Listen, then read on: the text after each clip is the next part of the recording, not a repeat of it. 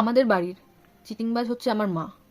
কেননা মানে আমি ছোট থেকে শুনে আসছি আমার মা প্রত্যেক বছর শীতকালে ঘুরতে নিয়ে যায়।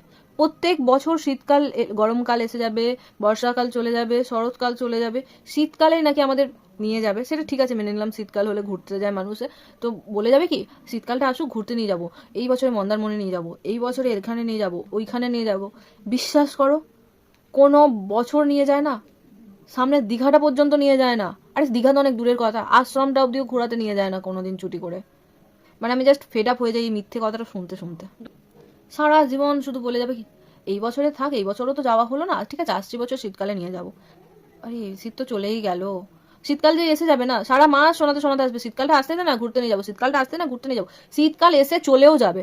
তো মানে শীতকালের পর আর মনে পড়বে না যে না আমি বলেছিলাম আমি ঘুরতে নিয়ে যাবো বা কিছু, তখন আর মনে পড়বে না। ঠিক শীতকালটা কেটে যাবে, এই গরম পড়ে গেল, আর গিয়ে কি বা হবে। মানে মানা যায় জাস্ট মিথ্যে, মিথ্যের পর মিথ্যে, মিথ্যের পর মিথ্যে, জীবনটাই পুরো মিথ্যে হয়ে গেল আমাদের।